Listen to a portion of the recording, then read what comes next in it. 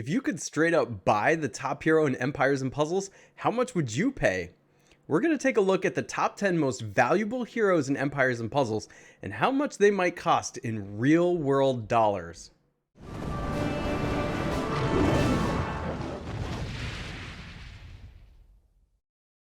But first, join me over in Gemstone Legends. It's a fantastic match 3 RPG game, and it's players that get in early on games like this that are at the biggest advantage. Not only will you help the channel out by using the link in the description of this video, but you're going to get a free epic hero named Moralia along with a bunch of gold, gems, and potions. After you download the game, you'll have access to events which will get you even more amazing heroes and loot. Guys, wow, you don't want to miss this opportunity because you do not get it in the regular App Store. Download it now, and I will see you in Gemstone Legends. Alright, so I released a video yesterday, which you should go check out, about the Soul Exchange and why it's too late to test something like that out for Empires and Puzzles. If you haven't heard of it yet, it's basically this mechanic that's going to allow us to trade in a ton of our extra legendary heroes for one legendary hero. Doesn't seem that equitable to me. It's not really what we've been asking for. I have been asking for Empires and Puzzles to allow trading for more than 3 years, and I know most of the player base has tried. They tried with the Hero Academy, now they're trying with the Soul Exchange. It's really not what we want or need. So that video yesterday got me speculating a little bit. If Empires and Puzzles were an NFT game, a non-fungible token game, where you could actually own the heroes in the game and sell them on the marketplace, what would they be worth? Well, I'm going to go through that today, and this is going to be based on some math, and I developed a formula to try and figure this out, and I'm attacking it from two angles. I kind of wanted to see what you guys thought a hero might be worth, so I did ask on my YouTube page how much you might pay for a Mother North that were fully maxed. And I got a lot of response to that. So we're going to dive into that and look at that. But then I'm just going to do some general calculations based off of how much it costs to summon heroes. But the first thing you got to understand is if we could magically turn this into an NFT game where we could sell the heroes on the marketplace, which, by the way, I've talked about NFTs before. If you don't know what that is, like, Google it or go watch one of my other videos. I'll come out with another one in the future too. But if we could sell these on the marketplace or trade them for relatively equal value, there's only two things that determine the price of the heroes in Empires and Puzzles. And it's the same two things that determine the price of anything in any marketplace. And that, my friends, is supply and demand. So when factoring in how much any of these heroes cost, you've got to figure how much they are available through summons. Like, for example, Season 1 heroes are always available, and you can do summons at any time of the year. So the supply of those is really high, especially because they're in every single summons you ever do.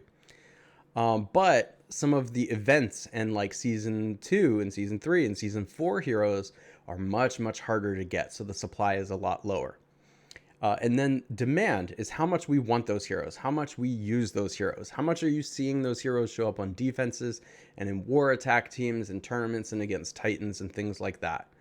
The higher the demand, the lower the supply, the higher the price. The opposite is true as well. The higher the supply, the lower the demand, the lower the price. That is it. That's all that determines what the price of a hero is going to be. So how do we factor that in with Empires and Puzzles? Well, we actually have a pretty good way because they give us percentages in the summon portal for each of those. I'm going to talk about that in just a little bit. But here's what I want you to remember as we go through this. This top 10 list is not a list of the top 10 heroes by quality in Empires and Puzzles because there's a different amount of supply and demand for them. Now, clearly, they're going to be correlated. The best heroes in the game are going to have the highest demand, and that's automatically going to drive up the price. But among that list of really demanded heroes, the supply varies greatly with some of them. So that's going to affect the price a lot too. So again, I just want to emphasize, this is not a list of the top 10 best heroes. It's just the top 10 list of how much they probably would cost in real world dollars. So let's start with Mother North because that's the question I asked on my YouTube channel. And you can go answer this question still, but this is the moment in time that I took a snapshot of. I asked, how much money do you think a Max Mother North NFT would be worth? In other words, how much would you pay for one or hope to get if you could sell it? Now, the plurality of you, which is not a majority, a plurality is just the biggest chunk of you all, said that you would pay or expect to get $0 to $20 for a fully maxed Mother North. But it's not a majority. The majority of the player base says that Mother North is probably worth more than $20. And in fact, if you average all of your responses, the average that you all would probably pay would be somewhere between $62 and $88 for a Mother North. However, this is still not how price is determined.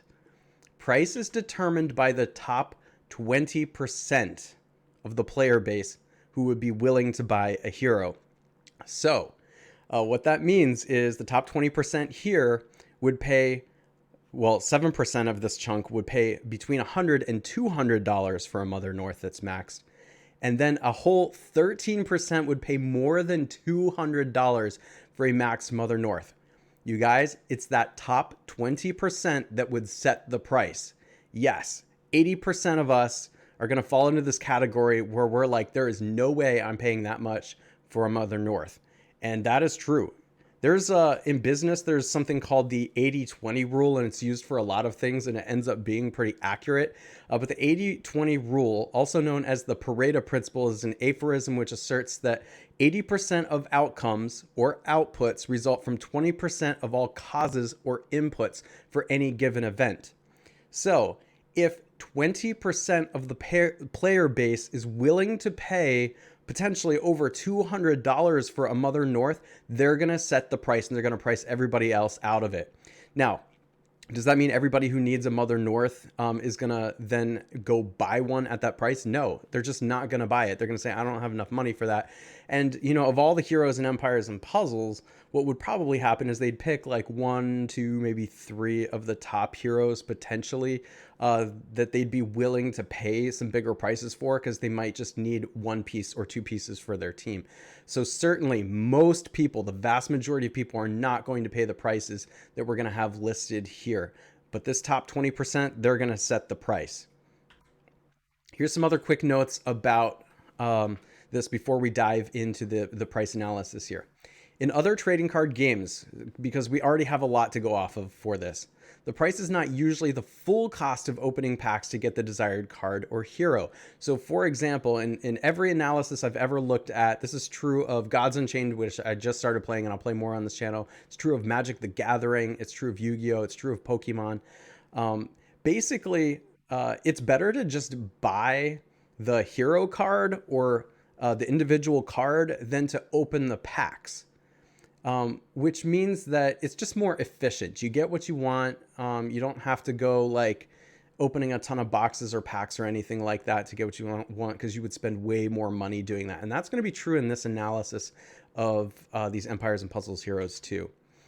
The top cards carry the vast majority of the value, and the price is going to drop quickly after about the top 15 heroes. So you see this in all these other trading card games too, where the absolute best cards in the game are just like so priced out of the range most people are willing to pay. The vast majority of people are willing to pay because the demand is super high and there's just not a lot available. And that top 20% is going to snatch up all of them at those high prices. Because think about it. If somebody's willing to pay that price, somebody's going to sell their card at that price. And that top 20% is going to keep sucking them up. Lastly, this analysis that I'm about to do is going to assume all the heroes are fully maxed, including limit broken and 20 talents. So it's the best, the highest demand, basically. This is like what you would see as the top 10 in the market, right? Fully maxed and the top heroes, okay? All right, so let's go back to Mother North, and I'm going to do another formula calculation here. So this is not based on people's opinions like the YouTube poll. This is just based on numbers. Here's how this works. There are 4 legendary heroes in the Christmas portal. It takes 62 summons to get 1 legendary hero. That could be Santa, that could be Mr. Pengy, that could be Krampus, or it could be Mother North. So that's with that 1.6% rate of summoning. But if you were chasing Mother North and it costs $164 per legendary hero, you would reasonably get Mother North after summoning and spending $656. All right, so after spending $656, again, this would be 62 times 4 summons, you would expect that you should have Mother North after that. So if you're going to go right now into the summons portal, that's what it's going to take to be pretty sure you get it. And it's still not a guarantee. It's still not a guarantee you're going to get her. In fact, it's something like, 2/3 chance you're actually going to get it if you do that number of summons, which is just absolutely crazy. But here's where we get the actual price of Mother North then, because right now in Empires and Puzzles, you have to spend that 656 to be pretty sure you're going to get her. Some people are going to spend less, some people are going to spend more, but that's the number we land on. Remember how I said that the price of the individual card is probably always going to be less than what it costs to go open packs? Well, that's true of this too.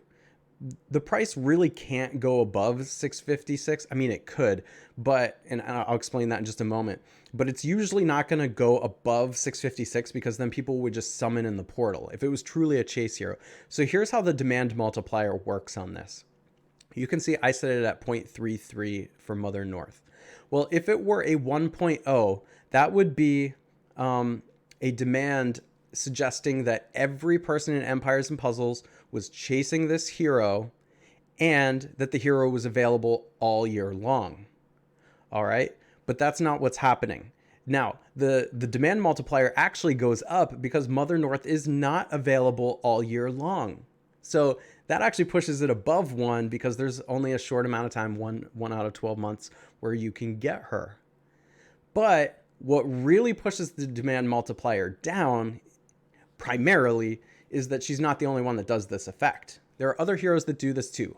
Albrecht and Heimdall, they revive as well. They're not exactly the same. And Mother North is the best in that class. And so that's why she's at the top end of this demand multiplier. See, because the biggest impact on the hero's price here is how many other heroes do what she does. Well, since there's 3 primary ones, then we're just going to cut that down to 1/3 or 0.33. There are other things affecting demand here. One being, we're talking about the costume here. So that pushes it towards the top of the range, and the fact that she is the best of the 3 at doing it. So what you might see for Albrecht and Heimdall is actually a demand multiplier. I would say for Heimdall, it would actually probably be closer to 0.25. And then for Albrecht, it would probably be down at like 0.2 or 0.15 or something in that range. So when you take this formula for legendary heroes, that's 62 summons at a 1.6% rate of summoning with $164 per legendary hero. You get $656 times 0.33. That comes out to $216. And well, that looks just like what people in the top 20% on my YouTube channel said that they would pay for Mother North. Guys, that's pretty close. This is probably what Mother North would cost. It was affirmed both from people's opinions and through the algorithm on summoning. So let's go through the top 10. We're going to start with an honorable mention, and that is Krampus costume. And the reason I am putting him at an honorable mention is because Krampus costume, or even the regular side, but we're using the costume because that's the harder one to get and the more in-demand one, you would think should be in the top 10. I would think, because you see Krampus all over the place in wars and in raids. I love Krampus. He probably is, I think, in my opinion, one of the top 10 heroes as far as usage goes. But why is he not in the top 10? Well, it's because, just like when we were looking at Mother North, there's a 1.6% chance to summon him, and he's available 1 out of 12 months, which a lot of the other heroes that we're going to look at today are available much less frequently than that and are much, much harder to summon. So actually, Mother North and Krampus are more readily available than most heroes in Empires and Puzzles, and for that reason, we end up with a price of $328 for Krampus. Now, how do we land there? It's because Mother North has 2 other heroes in the game for a total of 3 that do something that she does. And Krampus, there's 2. there's Krampus, and there's Black Knight. But he's still relatively easy to get. So $328 is probably what he would cost. And remember, this is half the cost of what it would cost you to go try and summon him if you were chasing him in the summon portal. Now, these prices that you're about to see are going to blow your mind. But I want you to remember something. Due to the demand multiplier, these prices are actually like half as much or a quarter as much as what it would cost you to go chase the hero in the summon portal. All right, so at number 10, we have Finley, and here's how this calculation works. So there are 5 legendary heroes in the Pirates of Corellia event. That's a 1% chance to summon them times 100 summons at $260 is what it would cost you for one legendary hero. Times the 5 heroes brings you to $1,300 if you're going to chase Finley in the summon portal. All right, and he really is the only one worth going after. So when you think about the Pirates of Corellia event, the other heroes are not that great. They're not in high demand. They're not used all that much. So Finley is the one worth chasing. That means he's going to end up, and really for the entire top 10 here, they're going to be near the top tier of the demand multiplier that they possibly can. Now, there is one thing that waters down Finley's price just a little bit. He could be worth so much more, but that defense down that he does on potentially all the heroes, and he only does it sometimes, not to everyone all the time, but the effect is so much better on Frigg and Morel. And so people tend to use Finley when they don't have the other ones, or they use Finley combined with the other ones.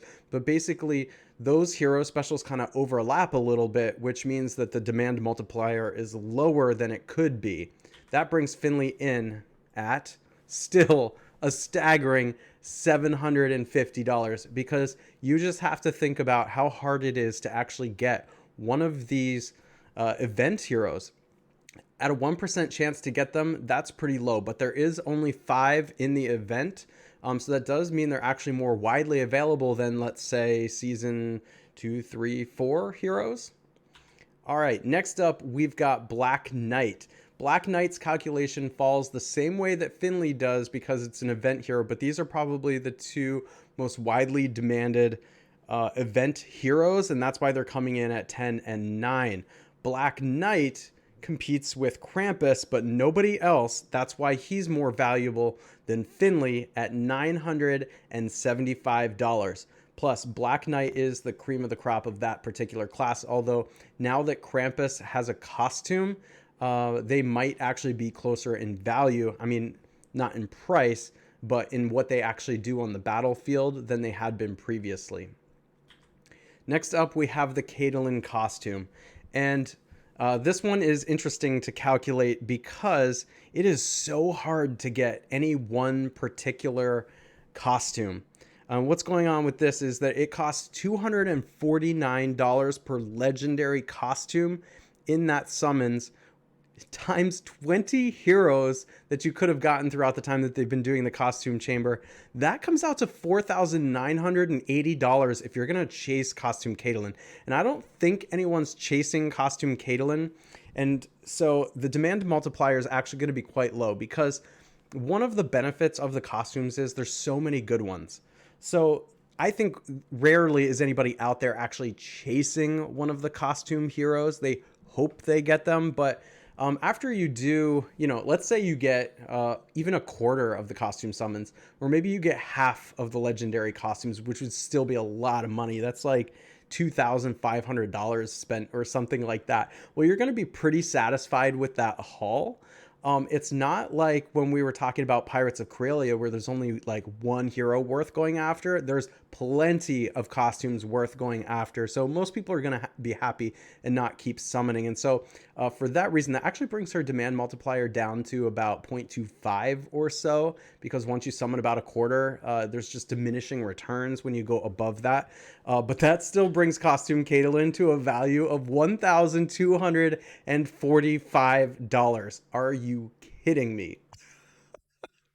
That's absolutely insane.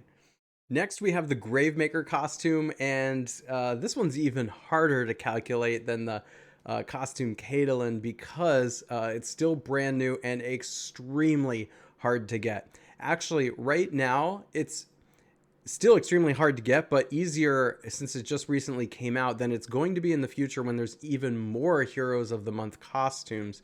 And so that's going to make the Gravemaker costume like ultra rare. So when you do the calculation for this one, you come out to a price of $1,600. So this is our first like really big leap in price, simply because it is a hero where the supply is extremely low and the demand is pretty high. And as you're going to see, because Gravemaker comes in at number 7, clearly there's heroes that are in more demand than Gravemaker.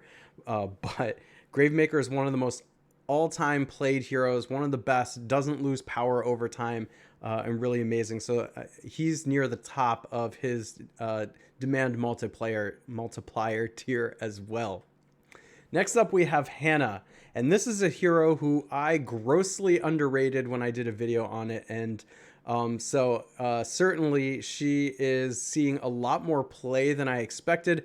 I personally still don't understand it because I don't find that I have much trouble beating her, so I don't know what the issue is. Yet, her value is extremely high, and that's because she is seeing a lot of play with how many purple tanks there are out there, and people who have her tend to be using her. But not only that, people who already have Elizabeth and also got Hannah are tending to put them together because they can just wreck pretty quickly whenever they're all working together like this. Now, I have to kind of walk you through what's making Hannah worth so much money, and this is going to be true for the next several heroes that we go through, because they are seasonal heroes, and the seasonal heroes are even harder to get than the event heroes and even the costumes. So there are 18 legendary heroes in some of these seasonal event summons at a 1.3% chance of getting one of those heroes, which means that you have to do 77 summons to get one legendary season hero. And that means that it costs about $215 per legendary hero, and you may not get the one that you're chasing. So if you are chasing one, it's going to cost times 18, $3,870. $3,870. And that brings Hannah to a cost of about $1,700. Oh my gosh. Well, similarly, you've got Elizabeth, because they do similar things, but Elizabeth is the top tier of the Fiend effect. And she's on so many. I mean, I feel like I gave it Elizabeth an A grade, and she is appearing even more so in top defenses and teams than I even anticipated after giving her an A. And then when you throw Hannah on top, Elizabeth and Hannah together are just amazing. So the demand is really high here, and Elizabeth does what Hannah does better, so she's going to be slightly in more demand, but the formula is about the same, so that brings Elizabeth to $1,850, because you can run Elizabeth without Hannah and be fine. If you run Elizabeth with Hannah, it's even better. You can run Hannah without Elizabeth, but it's not quite as powerful as running Elizabeth all on her own. So Elizabeth is near the top tier of her demand multiplier as well, even more so than Hannah is. Next up, we have Bira at number 4, and the calculations for these are just all about the same because the seasonal summons are just like that. She comes in at $1,900. Again, as we're getting up into this top tier, you're seeing these prices rise because the question really is, how many other heroes do what they do?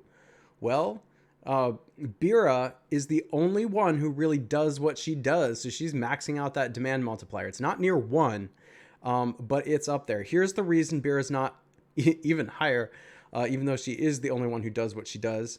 And that's because I've been seeing less and less of her recently, so I feel like just in my observations, I'm seeing the demand multiplier go down a little bit.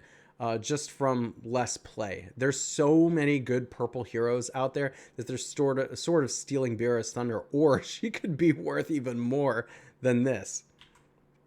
Next up, we have Morel at number 3. Again, the same calculations that you do with the seasonal heroes, which puts an exorbitant price tag on them if you're going to chase them, and brings Morel in at 1,950 because she also competes with Frigg. They do similar things. They're both fast, and they bring defense down. Morel, however, doesn't have as desirable an effect as Frigg, and so if you do a similar calculation, but you suggest that the demand multiplier should be a little bit higher, she comes in at $2,000. Now, for our last one, this one surprised even me. What would you guess is the most expensive, costly hero in Empires and Puzzles? If you guessed Aelfric, you were correct. And that is because not only is it extremely difficult to get her, the demand for her is very, very high and the supply is very, very low. And just like Bira, she's the only one that does what she does. There is not another hero in the game that can copy what Aelfric does, or Aelfric. And I know somebody corrected me on the name pronunciation before, but nobody does what Aelfric does. And so that puts her in really high demand territory. And not only is she the only one that does what she does, but when people have the opportunity, myself included, to run multiples of Aelfric, they do. And here's one thing that's a little bit of a hit to Aelfric's price. And demand multiplier for that matter, and that's that she's not useful absolutely everywhere, or this price tag could be out of this freaking world. But because people use her, if you have her, you use her in the very fast wars and tournaments, and if you have multiples like I do, you use both, and you use them on offense and you use them on defense. For that reason, Aelfric is most likely worth $2,300. And to think this is still like half as much as what it would cost to go chase her. And there are certainly people in Empires and Puzzles who go chasing. I have known people to spend tens of thousands of dollars chasing heroes. It would be more efficient if there was a marketplace where you could just buy Aelfric for $2,300. Even though that sounds insane, and even though me included, I'm with you on this, 80% of us would not pay this price. It's too high. But that top 20% of the player base is setting the price. That's what's happening here. All right, guys, I hope you enjoyed this video. Let me know in the comments who you think the most valuable heroes in Empires and Puzzles are. If I missed someone, or you've got your own calculation and you want to tell me maybe like what your top 3 is and what you think they would cost, I want to know. Make sure to hit that like button, subscribe, hit the bell notification so you know when I drop new videos or go live, and I will catch you in the next one.